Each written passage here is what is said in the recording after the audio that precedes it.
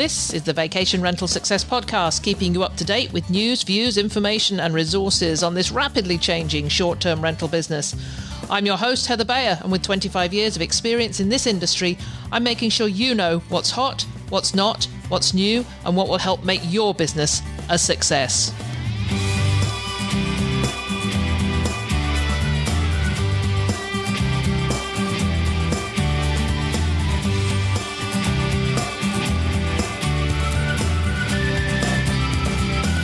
Hello and welcome to another episode of the Vacation Rental Success Podcast. This is your host, Heather Bayer, and as ever, super delighted to be back with you once again.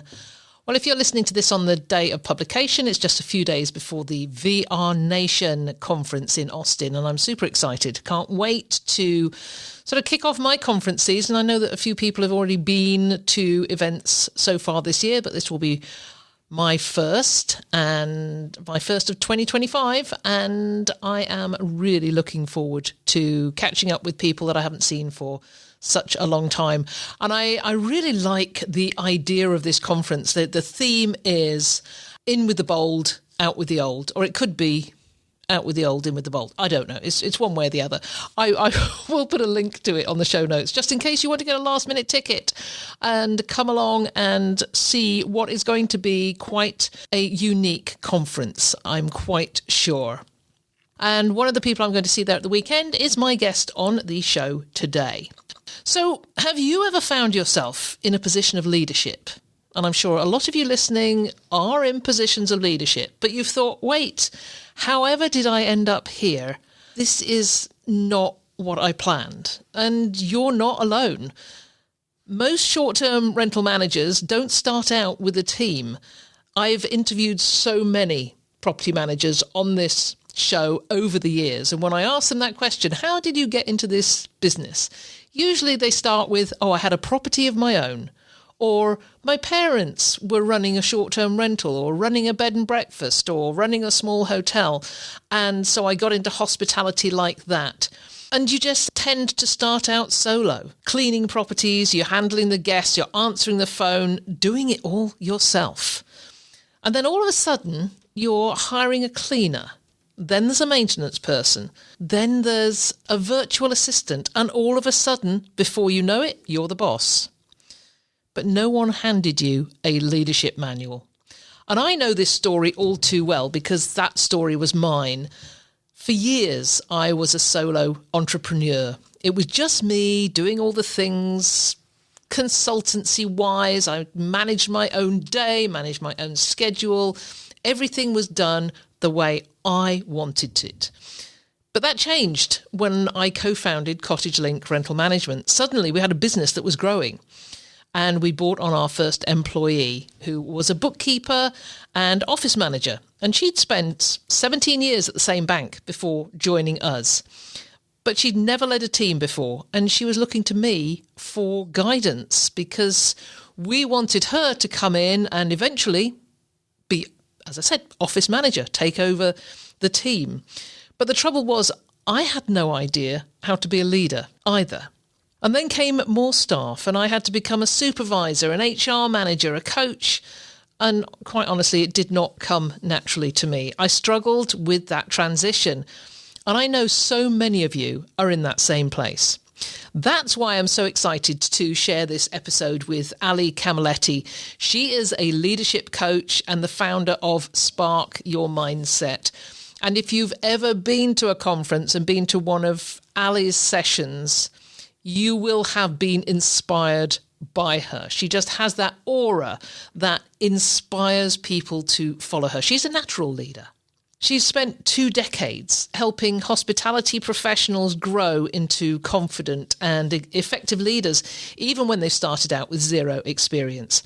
So in this episode, we're going to dig into what leadership really looks like when you didn't plan for it. We're going to talk about mindset, common missteps, emotional intelligence, and how to start showing up with more confidence, even when you're still figuring it all out. So whether you're managing one assistant or a whole team, you're going to get practical tools and insights and a whole lot of reassurance in this episode. So without further ado, let's go straight on over to my conversation with Ali Cammelletti.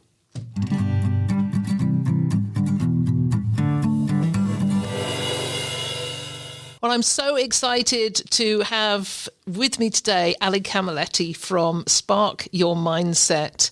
As I said in the introduction, if you've ever been to a conference and sat in on one of Ali's sessions, you will have come away completely inspired and ready to go and lead. I know I was, Ali, when I saw you speak in Boise. I just dropped in because you were there and I knew you, and I thought, I'll drop in and see what Ali has to say. And I sat there for the entire session, which is really unusual for me, but it was, and I came away inspired. So that's my introduction to you. Thank you so much for joining me. Thank you, Heather. I am so excited about everything that you're offering our industry when it comes to leadership. Thank you. Well, I see, that's so nice of you, but I'm not sure how much I'm offering to leadership because, as I said, we were talking before, I think I was a really rubbish leader when I was a CEO of my own company. And, I did find it far easier to hire a general manager and have her do the leadership. But I think we'll be talking about those things as we go through this conversation, because I've titled this episode, Are You Born to Be a Leader? And I think that's not a new expression. It's been out there for a long time. But before we start, can you give everybody a little bit of background to you and how you got to be doing what you are doing today? Yeah, so I have 30 plus years in hospitality, and I started out young in leadership positions. I was in San Francisco. Well, actually, my first position, I was in Bend, and I led a snack shop. And I learned how to motivate the beverage cart girls by how much sales they made. And I love this story because it's so funny. Way back then, I didn't know what I was doing. Are you kidding me? I was not even 20 at the time. And the gentleman said, Ali, what in the world? How have you exceeded our sales in the snack shop? And I said, oh, well, I motivated them by saying they got to pick their schedule based on their sales.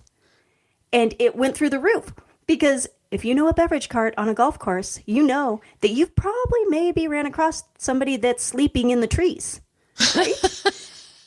And the ones that were hungry for it, oh yeah, oh, I saw it all. And the ones that were hungry for it, they were the ones making the rounds, because you could make the rounds. So yeah, I started off young in leadership positions. And I'd say my first business was event planning that I started back in 2000. And I had that company for 9 years while I was teaching on the side at our local community college. I was not a great leader at that time. I wasn't. And I look back on it now and I'm like, oh, I've grown so much. If I wish I would have known then, right? What I know now. And then I ended up getting into the industry of vacation rentals when I went and worked for Navis. And I was advising on really how to drive revenue with that platform. And then after that, I left and I started the company I have now. It was originally Cammelletti Consulting. And then I rebranded during COVID to Spark Your Mindset. Because at first I was like, I'm not sure what I'm going to be doing. But I really started off in sales and guest service. Because guest service was always really my solid background. And then I didn't really realize I was doing sales the whole time too. And then it organically shifted as I just really wanted to influence leaders. And I had somebody come up to me after a conference. She said, I don't want you training my staff. I want you to train me. And I was like, oh, okay. And then I got some certifications and kept on educating myself, and it's evolved. And I just love it. I love that when you say somebody said, I don't want you to train my staff, I want you to train me. And I know we've been talking a little bit before we started about dogs, but it takes me back to taking my dog to a dog trainer and getting in the room and thinking, okay, she's going to, I'm going to come out of here with this beautifully trained dog. And she spent the first 40 minutes talking to me. And she said, it's you that needs training, not this dog. And not that That sounds dreadful because it sounds like I'm equating dog training to working with people, but it's a similar principle. It's a similar principle. It's the person who is doing the leading that needs the training. Yeah, absolutely. So many of our listeners, and I know this because I've spoken to so many property managers and solopreneurs over the years, and they started out on their own. They were cleaning toilets one day, they were managing teams the next, and certainly some of them that grew really, really fast. And most people come in without really thinking about the idea of leadership, what it means. So when they get their first team member, they're not playing by any rules or any script. They're just playing it as they see fit, maybe as they've been led in the past, which may have been good, may have not been so good. But in your experience, so what's the first mindset shift that someone has to make when they realize, hey, I'm now a leader of people? People may never do it as good as you. That's what I hear the most, is their disappointment. Mm-hmm. They want those employees to be doing it better than they were doing. And they want them to start off that way. Yeah. And, that reminds me that as entrepreneurs, we tend to be strategic thinkers and we come up with masses of ideas, and you hire the first person and you think, okay, I'm going to give you all these tasks but I want you to come up with some ideas as well. And if you've hired the correct people, they should be good at what you've hired them to do, which may not be in strategic planning, right? Yeah, and then it's delegating, being comfortable delegating, because I hear a lot of, well, they can't do it as good as me. I can do it faster. And I'm like, yeah, but think at the long game here.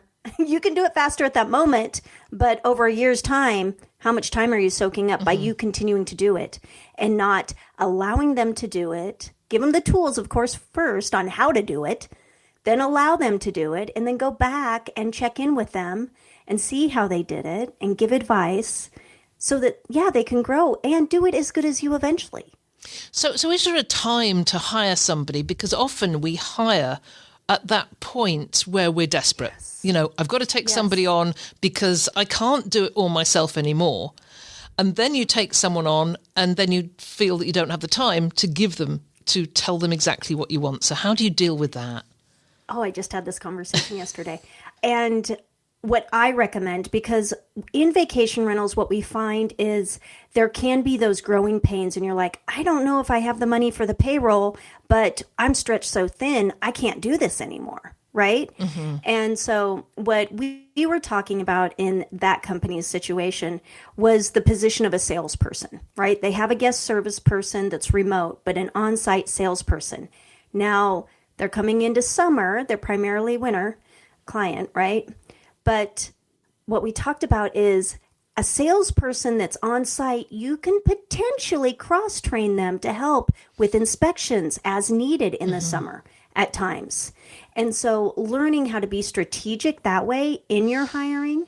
And then I think that was the other thing, is I'm talking to this leader. He wanted to have it all lined out for this person he was training. I said, let them help you.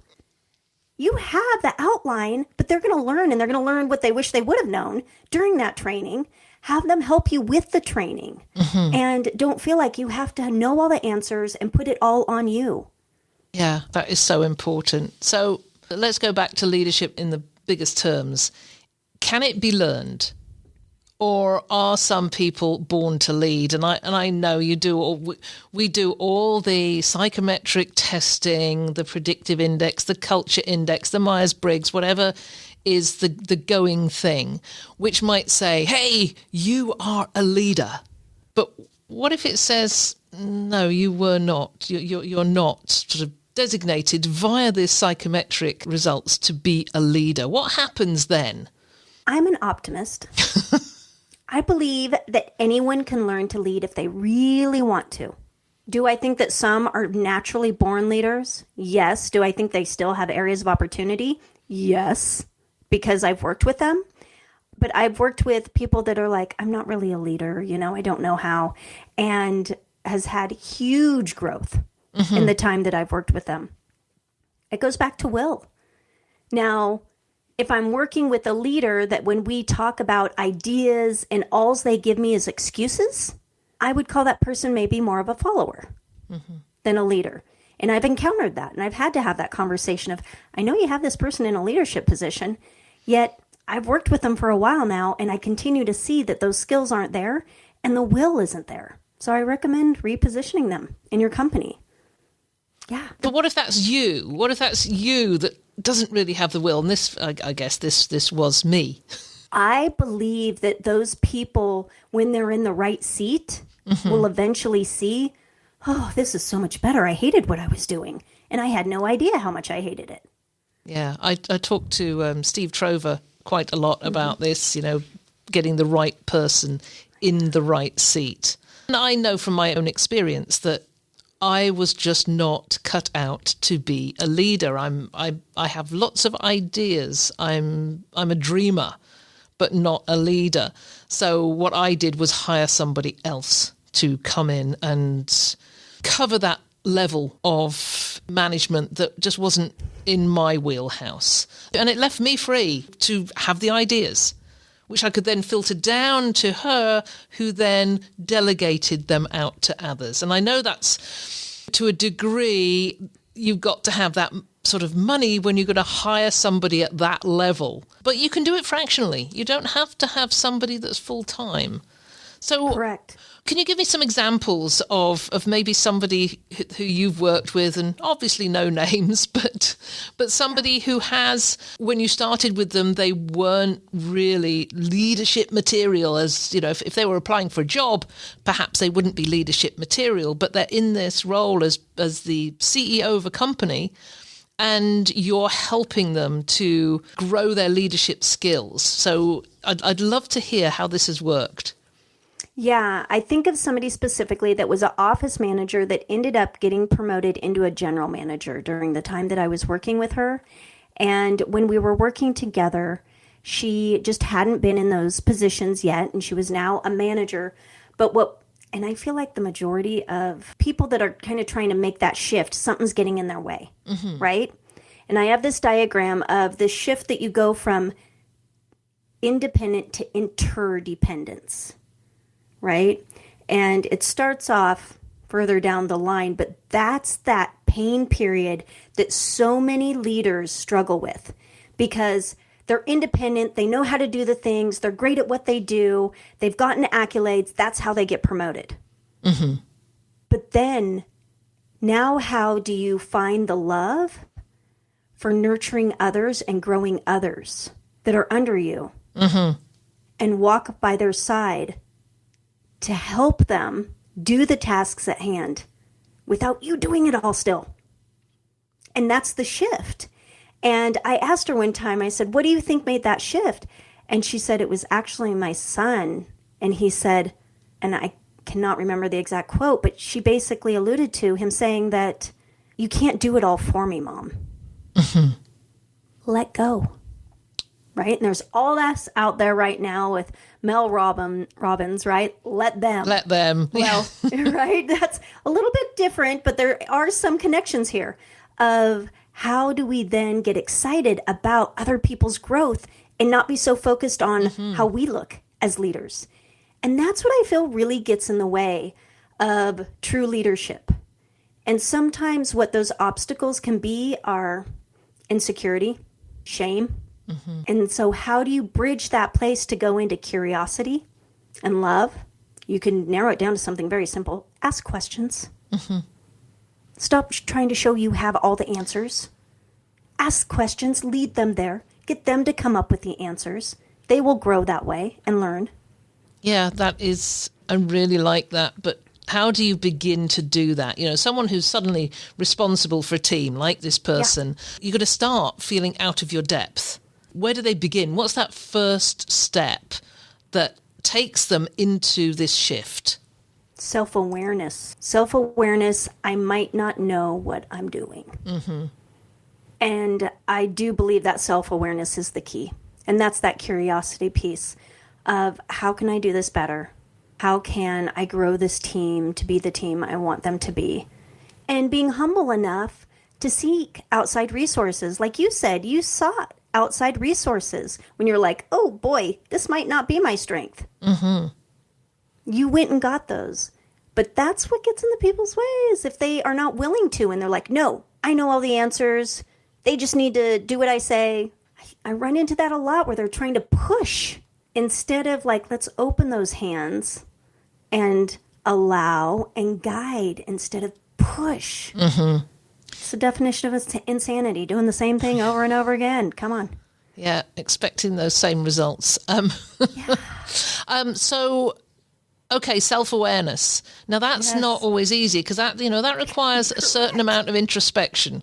And perhaps, you get to a point where you just don't want to go any further with that introspection because you don't like what you see. And that's a big aspect of self-awareness, isn't it? You've got to be open to what comes out of that journey. I have often had owners say, I want you to work with Ali. Sometimes it's successful and sometimes it's not. Sometimes it takes time. I've watched a little bit of everything, really. I have. And it just depends. Some of them they right off the bat make those shifts and changes. And I've asked, what do you think created you to be able to do that? And they're like, I was ready. Mm-hmm. I was ready for this. I saw when he gave me the positive intelligence test, and I kind of call it the happiness test, a 30%. The rest of the time I was acting within my saboteurs. And that told me I need to make some changes. And so, again, it's self-awareness. It's being ready and having that will and really wanting it. So let's come on to this testing. You talked about positive intelligence. Positive intelligence. What does that show? And are these tests really worthwhile? And while we're at it, a lot of these tests you can only do through certified practitioners, but and there's a gazillion of them online. So let me ask you that question. Could somebody just go online, there's a pretty good Myers-Briggs test out there now. That it used to be called the Kiersey Temperament Sorter years ago. He came out with something very similar to Myers-Briggs, but the Myers-Briggs site now itself has a really good free test. I mean, it's almost the full test, but you don't get the full post-test analysis. So I want to know from you now, how important is that? Is it worthwhile somebody doing that type of test just to get a little bit more self-awareness, which is probably for them a sort of corroboration of what they already know, but it's always useful to see? I've taken the majority of the tests out there, and I use different testing for different things, right? Like I'll use the DISC sales test is my favorite for sales techniques, and really being able to fine tune different sales behavior styles. Now, for me, when I am coaching leadership, and even sometimes I will do this with salespeople, depending, I like the positive intelligence. It's Bear Shirzad. He is certified coach, and it really speaks to what I am looking for. And it's those like, what's getting in your way? Saboteurs. And it lists your saboteurs, right? So there's stickler is probably one of the more common, which is basically a perfectionist. And then you have the hypervigilant, which is anxious, which I see that a lot anymore. Anxious is usually up there pretty high. Hyper rational, they're just very focused on and have a hard time of seeing the full picture. Controller, avoider, like there are many to go through.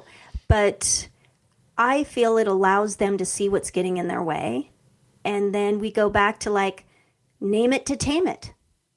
It goes as deep as, this is what probably happened in your childhood to create this, right? And I tell you, everybody I've worked with, they're like, how in the heck? This test is right on. Exactly, right on.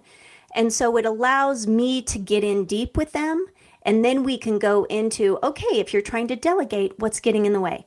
Is it this perfectionist saboteur that's in your way right now? Because you don't feel like they're going to do as good a job as you? Yeah, I know that feeling. That's my favorite. Pleaser, perfectionist, those are the most common in hospitality, right? We like to serve. Hyperachiever is usually up there as well. And so how can we all have saboteurs, but how can we utilize those for our strengths, but don't let them take us down? Can you give us an example of that? Give me an example of a saboteur, what from your experience. And the example of the saboteur, let's do stickler, right? So when we think about the stickler and the perfectionist, are you going back and every time somebody does something, you're correcting it and you are being really forthright in your correcting? Or are you able to relax a little bit and give them their positives? You're doing awesome at this. This is one little area I'd like for you to focus on, right? Or do you go straight in with this, and this is wrong? Because I had a leader come to me and she's like, they won't do anything without coming and asking me. She had a high stickler. And I said, well, is it possible they feel like they're not going to do it right? And so that's why they keep coming to you? And she had that moment of, do you think that I am creating this? I'm like, I don't know. Do you? Like, let's investigate this. Because I never want to say, yeah, I do. But something to pay attention to. Like, give them that self-awareness. Now, that person I did not continue working with, and I recently heard she has left the position, and that was the exact reasoning, was that this team never felt they could live up to this person's expectations. And so they didn't feel good about coming to work or what they were doing. They didn't feel valued. So tell me, do you ever walk into a company and you just get the feeling as you walk in that there is something a little bit off, that there's clearly... Yeah. For those of you who are not watching the video of this, Ali is definitely nodding here. I'll never forget that. I was working for Navis at the time, and we'd go on site and we'd train on software. And it had been a long day. We had traveled. Nothing against Tennessee. I love Tennessee, right? But we walk into the front desk. Oh, I bet you it had to be 10:30 at night. It was dark, and I had traveled from Oregon. And the guy was like, oh, yeah, you Navis folks, we hate you already. And I was like, oh, wow. I'm like, okay, I need to sleep. And the next day, I could feel the eggshells. And at the end of that implementation, the owner sat me down. She goes, I want to know what you think of our company, Ali. I'm like, okay. So they're going to be great at compliance. Like, they're going to do all the things. And your data, in that sense, is going to look really clean. She goes, what's the but? I said, I don't think your conversion is going to go up. And conversion is, right, how many sales versus leads. And she said, why not? And I said, they're afraid of you. You can feel it. And she said, well, I've had managers that I have great relationships with. I said, absolutely. I'm talking about your frontline people. She goes, what do I do? And I tell you, I left that. I was like, oh, God, I said what I needed to say, but I was a little scared. I wasn't sure I was going to be out of there okay. And, but, sometimes you have to have the hard conversations. Because she asked. And she said, what do I do? I said, you find somebody that can buffer that works with you, understands your level of detail that you want in your company, but yet can nurture those team members to where they feel excited about what they're doing and they want to make more sales. Yeah. I'm doing a little bit of self-awareness at the moment. I think probably if I did the positive intelligence test, I would come out as somewhere between a stickler and a perfectionist. Because, I think that was perhaps the nature of my company to a degree, and maybe I'm probably being really, really hard on myself here. But when Christina came in, and we definitely hired the right person for the right seat, because she was the perfect person to manage absolutely everybody, whether it was guests or owners or the team or other managers. And she was just the right person. She had all those right things. I hope you're listening, Christina, because she's still with the property management company that I sold 3 years ago. And I'm sure she is still doing exactly the same wonderful work, because, I had the self-awareness to say that this leadership thing was not great for me. Yeah. And I speak from experience because I definitely have perfectionist tendencies, and I see when I'm under stress, they come out. So tell us how they come out when you're under stress. Oh, I try to make everything perfect in other ways if there's things that I can't control in my life. Mm-hmm. My yard might look really good. The house might be really clean. I try to control the things that I can when other things feel out of control. Yes, I recognise that too. I recognise that. Let's talk about remote workers and how you lead remote workers, because again, I'm coming back to my own experiences. I've had so many virtual assistants over the years. I've got one. Hannah has been with us for 12 years now. She's in the Philippines. I've never met her. We can go weeks and weeks and weeks without actually having a face-to-face. And I realise that, days will go past and sometimes Mike will say to me, so what's Hannah doing? It's like, I have no clue.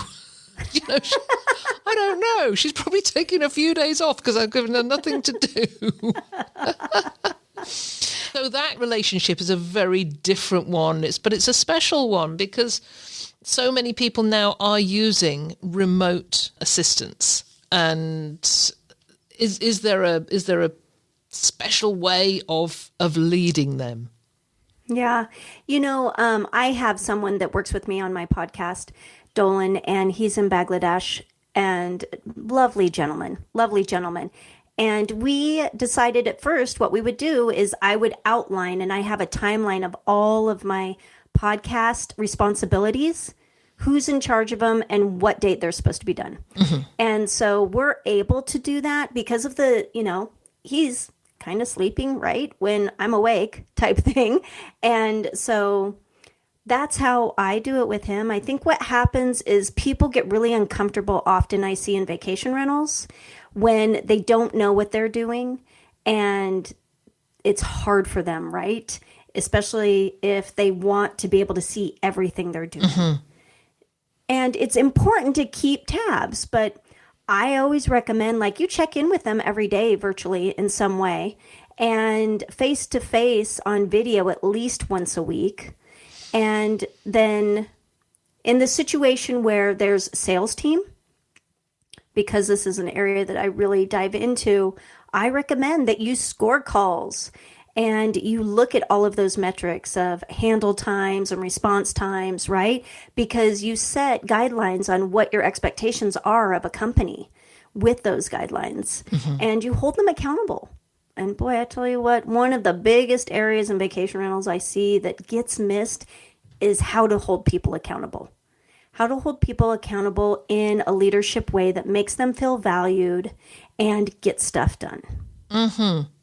So give me some ideas of how to hold them accountable. I mean, you said scoring, something that's measurable, maybe some KPIs, but how do you set them up? And of course, then it gets into, what happens when they don't meet those targets.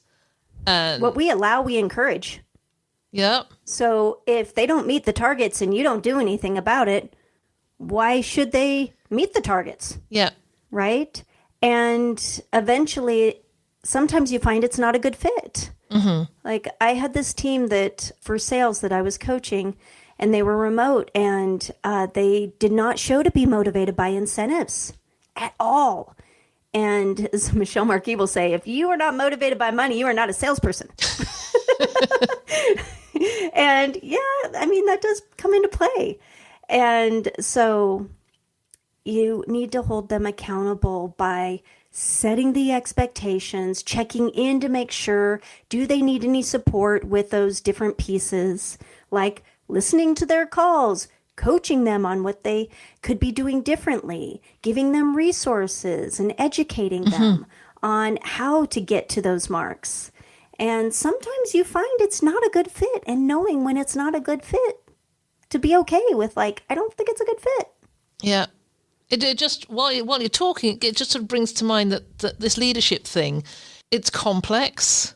Yes. It's time consuming and it can be stressful. So how do you separate the leadership out from all the other things you have to do? Like for me, it's like having ideas. I need time for the ideas. But how do you carve out the time to be a good leader? Well, some leaders literally schedule that time, right? You schedule your one-on-one meetings, you schedule those coaching meetings, you do time blocking. I'm a big fan of time blocking. My calendar, it is color-coded because I want balance in my week, right? With my exercise, my self-care, my prep time, my face time with people. And then I'm raising a 7.5-year-old right now as well. And so I really have to be diligent with my time. But I allow that time. I do a lot of audiobooks. I feel grateful that my podcast gives me that education. I'm constantly educating myself and listening to different types of leadership. So I say time block it. Yeah. I'm a time blocker. Not everybody's a time blocker. But to be really successful, I feel like that is a key piece with the leaders that I've worked with. Yeah, I like that idea. You talked about audio and books and things. Do you have any specific books that you'd recommend that people read or listen to? Yeah, so this month, because I do a different topic every month of my podcast, business ethics. And Christian Montaigne, he wrote a book called Train to Lead. And I just really enjoyed his leadership style and the way he writes and his message. It just resonated across the board for me. So I would recommend that one right now. For personal development, maybe somebody that might be struggling with perfectionism, I'd say Mel Robbins' Let Them is a great book to really create some self-awareness. Before I read it, I was like, yeah, I understand the concept. I get boundaries. I understand all of this and coveting my time so that I have the right people I'm surrounding myself with. But I found myself, when I was listening to that book, really replaying a lot of situations. And it took my understanding of some of those concepts to a deeper level. Yeah, I'm sort of halfway through listening to it at the moment. And I'm getting some of those aha moments. And I'm thinking, oh, yes. Yes. I will, of course, put links to these books on the show notes. What about, are there any audios or podcasts that you'd recommend people to listen to regularly, maybe? Regularly. It depends on what you're looking for, right? I tend to often seek out spiritual guidance, and I really like Joe Dispenza and his message. Yeah, I do a lot of his reels. And listen to that. And I can just listen to him over and over and over again, right? And his meditations are good too. I listen to his meditations. They're very good. I love his meditations are great. And so what I really recently found is this whole concept, and I'm like, this is relatable to the majority of the influences out there, right? And what they talk about is, are we living in shame and fear? Or are we living in curiosity and love? And how do we focus on that every day? So I would say Joe Dispenza's a big one of mine. I'm constantly looking at audiobooks for new information. Those are my most recent. Oh, that's great. Rolodexing my mind. They will go into the show notes. I know we've got the women's conference coming up in August. And I'm hoping that in the personal development track, we'll have something that really sort of draws out the best of the best in these sort of personal development type of reading and audiobooks. I will also add Cy Wakeman. Oh, and I had recommended her to Amy Highnode at one point. Cy Wakeman is a leadership coach, and she has a podcast and she does public speaking. But her content is so good and it's so dynamic. She comes from an HR background. So Cy Wakeman, it's C-Y Wakeman. Right, that will also go in the show notes. So I don't want to finish here before talking about emotional intelligence, because you hear about it a lot. Yeah. So I'm going to ask you to encapsulate what emotional intelligence is in a minute. In a minute. What does it mean? What does it mean to you? To me, it's self-awareness. That is the self-awareness part. Okay.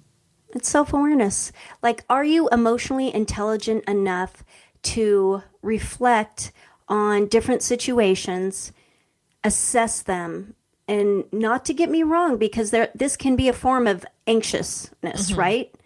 Not the like drilling over and over again of everything I did wrong and going into fear and shame, but going into curiosity. Mm-hmm. Did I handle that conversation correctly? Is there opportunity? What else could I have said? Do I feel that person walked away with the support they needed? My daughter's adopted, and we're in it right now with the adoption, and I'm having a lot of these conversations with her. And so I am reflecting a lot on that. And that is the emotional intelligence piece of being able to look at myself and see, am I handling that conversation correctly? Is that the best message for her well-being and growth?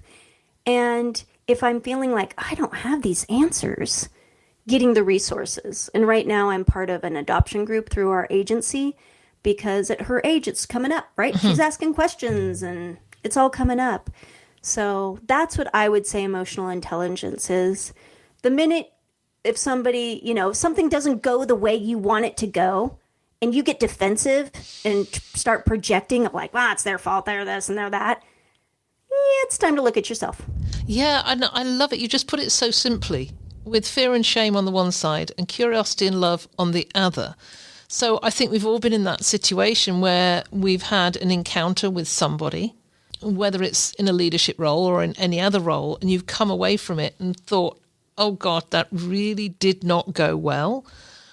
But to take it through the emotional intelligence route and ask the questions, so, why didn't it go well? Was there something that I could have done differently? Not going into the blame game, but simply saying, was there something I could have done differently? Could I have driven that conversation in a different way? So it's a reflection exercise rather than a blame exercise. And I think you put that so neatly and succinctly. So thank you for that. That was great. And can I add on that it's okay to go back to that person and say, hey, can we revisit that conversation? Yes. I'm not sure I handled that the way I wanted to. Mm-hmm. That is beautiful. So much beauty can come out of that, and that can create deeper relationships when you're able to do that. Yeah, exactly. I love that because that's an acceptance. That's an acceptance all round that things didn't go well and no one was to blame. But we can try it in a different way. Ali, this is such wonderful stuff. So if a listener listen to this, but they're still feeling a bit overwhelmed about their new role maybe in leadership, what is one action that they could take tomorrow to step into their leadership role and get it off on a better course? Well, they can always reach out, and I will give anybody a free 30-minute to brainstorm on what's going on and give them advice. But I would say one thing is take the positive intelligence test, read through that, be self-aware of what might be getting in your way, because sometimes it's hard to know how other people are perceiving us that we don't even realize. So can they do the positive intelligence test online? Yeah, for free. Excellent. Positive intelligence. Yep. Yeah. Okay, well, we'll put that in the show notes as well. So that's something else for them to look at. Ali, just wonderful to talk to you. This is going to be published 2 days before I see you in Austin. Can't wait for that. Awesome. So, yes, we will have more conversations. That would be great. And, yeah, I wish you all the best. And thank you so much for sharing your time with me today. Thank you, Heather. I appreciate you.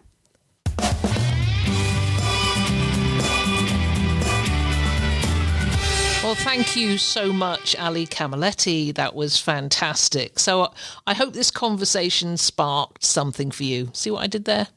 Ali Cammelletti, spark your mindset, whatever. So whether it's a new perspective on leadership or a little more confidence in your role, or maybe you've got a little bit more reassurance that you're not alone in figuring this all out, because I certainly was for years. But we're all learning as we go. And what I loved most about that conversation was Ali's reminder that leadership isn't about having all the answers. It's okay to not know. It's more about showing up with curiosity and compassion and love and a willingness to grow. And that's something we can all do, no matter where we started. So this episode is part of our special leadership series where we're talking to experts, coaches, and property management and short-term rental professionals who are learning how to lead in real time, just like you. So if you found this valuable, please subscribe to the Vacation Rental Success podcast so you don't miss the rest of the series. We've got some really great guests lined up, and I know you're going to get so much out of it. And as always, if you loved this episode, share it with a friend or a colleague in the business or outside the business, if you like. Leadership's a journey we don't have to take alone. So thanks for joining me today, and I'll see you next time. It's been a pleasure as ever being with you. If there's anything you'd like to comment on, then join the conversation on the show notes for the episode at vacationrentalformula.com. We'd love to hear from you, and I look forward to being with you again next week.